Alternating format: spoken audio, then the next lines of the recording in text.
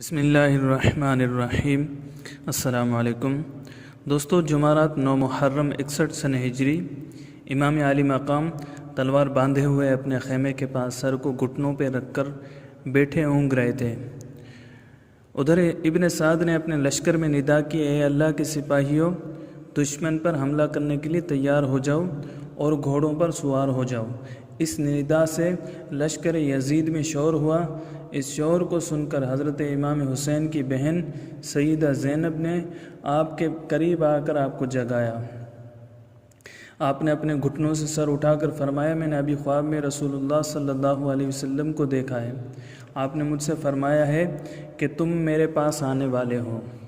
بہن نے یہ سن کر روتے ہوئے کہا، یا ویلتا۔ امام نے فرمایا، نہیں بہن، تمہارے لیے مصیبت نہیں، اللہ تم پر رحم کرے، صبر کرو اور خاموش رہو۔ حضرت عباس نے کہا، بھائی وہ لوگ تمہاری طرف آ رہے ہیں۔ امام بھی ان کی طرف جانے کے لیے کھڑے ہوئے تو حضرت عباس نے کہا، نہیں آپ نہ جائیں، میں جاتا ہوں۔ فرمایا، جاؤ، میں تم پر فدا ہو جاؤں، اور ان لوگوں سے پوچھو تم کیا چاہتے ہو، تمہارے اس طرح ادھر آنے کا مقصد کیا ہے۔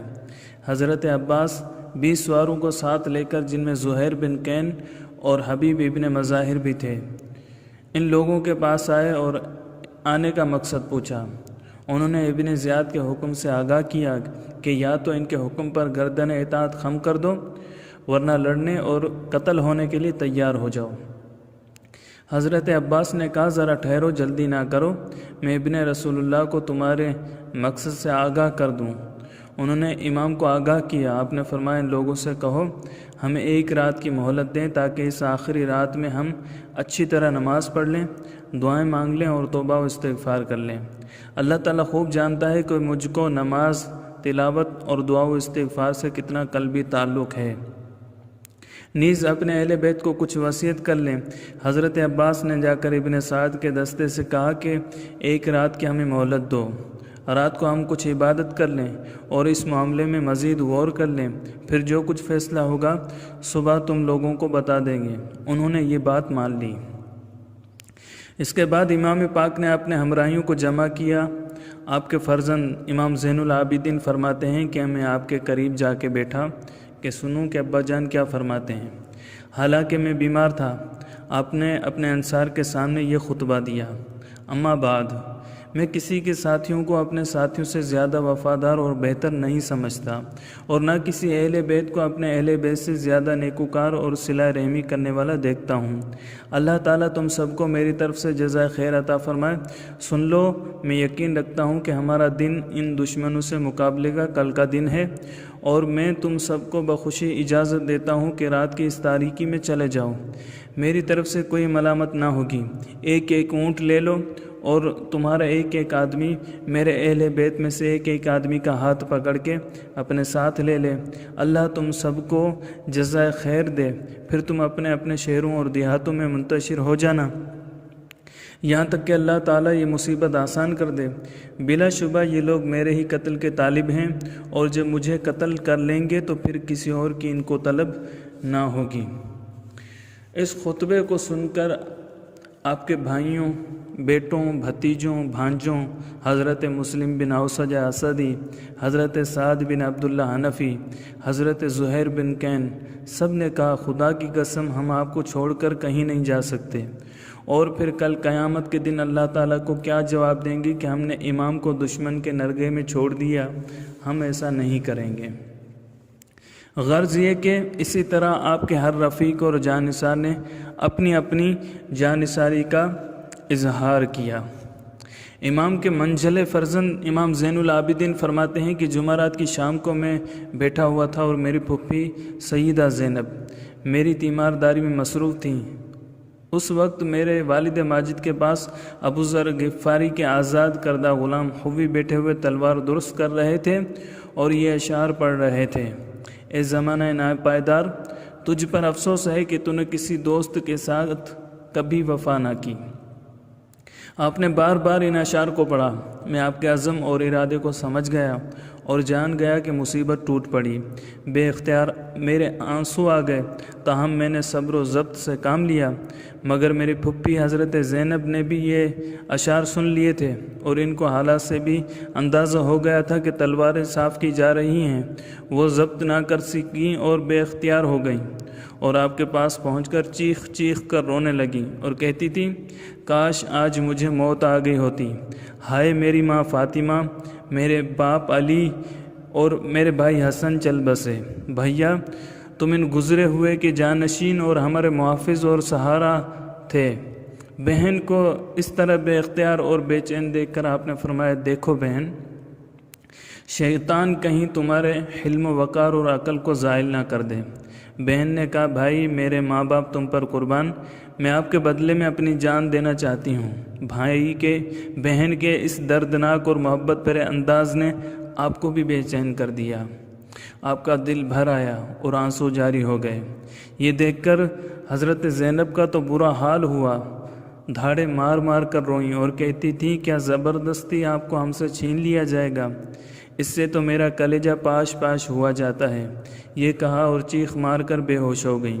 آپ نے ان کے منہ پر پانی کے چھینٹے دیے۔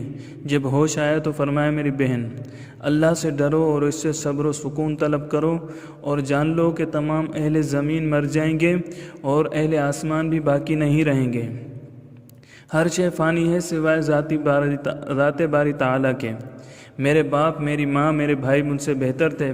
میرے اور ان کے لیے، ہر مسلمان کے لیے رسول اللہ کی ذات نمونہ ہے۔ تم اسی نمونے سے صبر حاصل کرو۔ اسی طرح کی چند اور باتوں سے ان کو تسلی دی۔ پھر فرمایا، میری بہن، میں تمہیں قسم دیتا ہوں، میری اس قسم کو پورا کرنا۔ سنو، میری وفات پر گریبان نہ پھاڑنا، منہ نہ نوچنا، آہوزاری اور بین نہ کرنا۔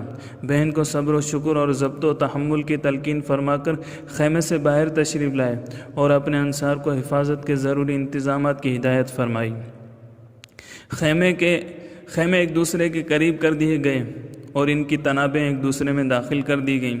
خیموں کی پشت پر ایک خندق کھودی گئی اور اس میں لکڑیاں اور شاخیں جمع کر کے بھر دی گئیں تاکہ بوقت جنگ ان کو آگ لگا دی جائے اور دشمن پیچھے سے حملہ نہ کر سکیں۔ پھر سب نے آپ کے ساتھ ساری رات نماز، دعا، استغفار اور زاری و تضرع میں گزاری۔ شب عاشور ختم ہوئی اور صبح عاشور قیامت صغریٰ اور مصائب و آلام کی خبر لے کر آ گئی۔ امام عالی مقام کے خیموں میں اذان کی آواز بلند ہوئی۔ نواسہ رسول نے اپنے تمام رفقا اور اہل بیت کے ساتھ نماز فجر ادا فرمائی۔ یہ شہداء کربلا کی آخری نماز تھی۔ اللہ تعالیٰ جانتا ہے کہ ان کی اس نماز کا کیا عالم تھا۔ صبر و رضا کے پیکر اپنے مالک و خالق کے حضور مشاہدہ حق کی کیفیات کے ساتھ دست بستہ کھڑے تھے۔ وہ سر جنہوں نے تھوڑی دیر کے بعد رائے خدا میں کٹ جانا تھا، خشوع و خضوع کے ساتھ سجدہ ریز تھے۔ نماز کے بعد امام پاک نے سب کے لیے صبر و استقامت کی دعا مانگی۔ 10ویں محرم کا خونی آفتاب اپنی پوری خون آشامیوں کے ساتھ طلوع ہوا، جس کی المناکی پر جن و انس سے لے کر ملائکہ تک نوحہ کنا ہوئے۔ حسینی فوج کے 72 جانثار 22,000 یزیدیوں کے ساتھ لڑنے کے لیے تیار ہو گئے۔ اس مختصر سی جماعت کے آقا نے اپنے جانبازوں کو اس طرح ترتیب دیا کہ میمنہ پر حضرت زہیر بن کین اور میسرہ پر حضرت حبیب ابن مظاہر کو مقرر کیا اور جھنڈا اپنے بھائی حضرت عباس کو دیا۔ دوسری طرف عمر بن سعد نے اپنے لشکر کے میمنہ پر عمر بن حجاج زبیدی اور میسرہ پر شمر اور سواروں پر عرضہ بن قیس احمسی اور پیادوں پر شبس بن ربعی کو مقرر کیا اور جھنڈا اپنے غلام کو دیا۔ ادھر یزیدیوں نے جب خندق میں لگی ہوئی آگ کو دیکھا جو خیموں کی پشت پر حفاظت کے لیے جلائی گئی تھی، تو شمر لعین گھوڑا دوڑاتا ہوا ادھر آیا اور پکار کر کہنے لگا، اے حسین، تم نے اپنے لیے قیامت سے پہلے ہی دنیا میں آگ لگا دی۔ آپ نے فرمایا، تو اس میں جلنے کا زیادہ مستحق ہے۔ مسلم بن اوسجہ نے عرض کی، یا ابن رسول اللہ، میں آپ پر قربان ہو جاؤں، اگر ارشاد ہو تو ایک تیر مار کر اس کا خاتمہ کر دوں۔ اس وقت میری زد میں ہے اور میرا تیر خطا نہ کرے گا۔ فرمایا، نہیں، ہماری طرف سے ابتدا نہیں ہونی چاہیے۔ پھر امام پاک یزیدی لشکر کے قریب گئے اور بآواز بلند کہا، لوگو، میرے حسب و نسب کو دیکھو، میں کون ہوں۔ پھر اپنے نفسوں میں غور کرو اور ان کو سرزنش کرو اور دیکھو کیا تمہارے لیے میرا قتل اور میری آبرو ریزی درست اور حلال ہے؟ کیا میں تمہارے نبی کا نواسہ اور ان کے وصی اور ابن عم، اللہ اور اس کے رسول پر بہتر ایمان لانے والے کا فرزند نہیں ہوں؟ کیا سید الشہداء حضرت امیر حمزہ میرے باپ کے چچا اور شہید جعفر طیار ذوالجناحین میرے چچا نہیں ہیں؟ کیا یہ مشہور حدیث تمہیں نہیں پہنچی کہ رسول اللہ نے میرے اور میرے بھائی کے متعلق فرمایا تھا کہ تم دونوں جنت کے نوجوانوں کے سردار ہو اور اہل سنت کی آنکھ کی ٹھنڈک ہو؟ پس اگر تم میری تصدیق کرو تو بلا شبہ میں تم سے جو کہہ رہا ہوں حق اور سچ کہہ رہا ہوں کہ جب سے مجھے یہ معلوم ہوا کہ جھوٹے پر خدا کا غضب نازل ہوتا ہے، خدا کی قسم اس وقت سے میں نے کبھی عمدن جھوٹ نہیں بولا۔ تو اگر تم میری تصدیق نہیں کرتے اور بلکہ مجھے جھوٹا سمجھتے ہو تو تم میں اس وقت بھی ایسے لوگ موجود ہیں، اگر تم ان سے پوچھو وہ تمہیں بتائیں گے۔ جابر بن عبداللہ، ابو سعید خدری، سہل بن سعد، زید بن ارقم سے پوچھ لو، وہ اس کی تصدیق کریں گے کیونکہ انہوں نے رسول اللہ سے اس حدیث کو سنا ہے۔ تو اب مجھے بتاؤ کہ کیا ان باتوں میں سے کوئی بھی ایسی نہیں ہے جو تمہیں میری خون ریزی اور آبرو ریزی سے روک دے؟ اس دوران شمر لعین نے آپ پر ایک نامناسب چوٹ کی۔ حبیب ابن مظاہر نے اس کا دندان شکن جواب دے کر کہا، خدا نے تیرے دل پر مہر لگا دی ہے، اس لیے تو نہیں سمجھ سکتا کہ امام کیا فرما رہے ہیں۔ شمر اور حبیب کی گفتگو کے بعد امام پاک نے فرمایا، اللہ کے بندو، میں اپنے اور تمہارے رب سے پناہ مانگتا ہوں کہ تم مجھے سنگسار کرو، اپنے اور تمہارے پروردگار سے ہر مغرور اور متکبر سے یوم حساب پر ایمان نہیں رکھتا پناہ مانگتا ہوں۔ یہ فرما کر آپ نے اپنی سواری کو بٹھایا اور اس سے اتر پڑے اور کوفی آپ کی طرف بڑھے۔ ان کا ریلا دیکھ کر زہیر بن کین گھوڑے پر سوار ہتھیار لگے ہوئے آگے بڑھے اور دشمنوں کے سامنے پرجوش انداز میں فرمایا، اے اہل کوفہ، اللہ کے عذاب سے ڈرو۔ ایک مسلمان پر یہ واجب ہے کہ دوسرے مسلمان بھائی کو نصیحت کرے۔ ابھی تک ہم آپس میں بھائی بھائی اور ایک دین و ملت پر ہیں، اور جب تک ہمارے درمیان تلوار نہیں چلتی اس وقت تک ہم کو تمہیں نصیحت کرنے کا حق ہے، اور جب تلواریں چلیں گی تو ہمارا تمہارا یہ رشتہ ٹوٹ جائے گا، پھر ہم ایک الگ جماعت ہوں گے اور تم ایک الگ۔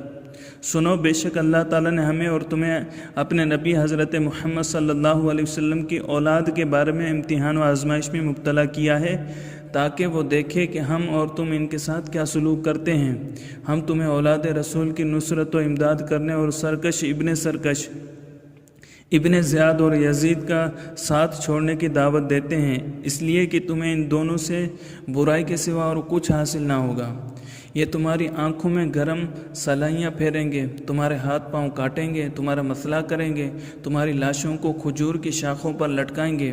حجر بن عدی اور ان کے اصحاب اور ہانی بن عروہ جیسے تمہارے ممتاز لوگوں کو قتل کریں گے۔ یہ سن کر کوفیوں نے زہیر بن کین کو گالیاں دی اور ابن زیاد کی تعریف اور اس کے لیے دعا کر کے کہنے لگے، خدا کی قسم ہم یہاں سے ایک قدم پیچھے نہیں ہٹائیں گے جب تک تیرے حسین اور ان کے ہمراہیوں کو قتل نہ کر دیں یا ان کو بحیثیت قیدیوں کے ابن زیاد کے سپرد نہ کریں۔ زہیر نے کہا، خدا کے بندو، حضرت فاطمہ کی اولاد ابن سمیہ کے مقابلے میں زیادہ محبت و نصرت کی مستحق ہے۔ اگر تم ان کی امداد و اعانت نہیں کرتے تو خدا را ان کو قتل تو نہ کرو۔ ان کا معاملہ اور ان کے ابن عم یزید کے درمیان چھوڑ دو۔ مجھے اپنی جان کی قسم، یزید تمہاری اطاعت گزاری سے حسین کے قتل کیے بغیر بھی تم سے خوش ہو سکتا ہے۔ یہ سن کر شمر نے زہیر کو ایک تیر مارا اور کہا، بس خاموش رہے، خدا تیرا منہ بند کرے، تو نے اپنی بک بک سے ہمارا دماغ چاٹ لیا ہے۔ زہیر نے جواب دیا، او ابن البوال، میں تجھ سے مخاطب نہیں ہوں، تو تو جانور ہے۔ واللہ میں سمجھتا ہوں کہ تو قرآن کی 2 آیتوں کو بھی سمجھنے کی طاقت نہیں رکھتا۔ شمر نے کہا، اب خدا تجھے اور تیرے صاحب کو اسی وقت قتل کرنے والا ہے۔ زہیر نے کہا، کیا تو مجھے موت سے ڈراتا ہے؟ خدا کی قسم، حسین کے ساتھ جان دینا مجھ کو تمہارے ساتھ دائمی زندگی سے زیادہ پسند ہے۔ پھر بآواز بلند لشکر یزید سے خطاب کیا، لوگوں ان سنگ دل ظالموں کے فریب میں آ کر اپنا دین برباد نہ کرو۔ خدا کی قسم، جو لوگ حضرت محمد صلی اللہ علیہ وسلم کی اولاد اور آپ کے اہل بیت کا خون بہائیں گے اور ان کے مددگاروں اور ان کے حرم کی طرف سے لڑنے والوں کو قتل کریں گے، وہ آپ کی شفاعت سے محروم رہیں گے۔ امام عالی مقام نے زہیر کو پھر واپس بلا لیا۔ دوستو، اگر آپ کو ہماری یہ ویڈیو پسند آئی ہے تو لائک کیجئے، کمنٹ کیجئے، اپنے دوستوں کے ساتھ شیئر کیجئے، اور آپ نے ابھی تک ہمارے چینل کو سبسکرائب نہیں کیا تو چینل کو سبسکرائب کر لیجئے تاکہ ہماری ہر نئی آنے والی ویڈیو آپ تک بآسانی پہنچ سکے۔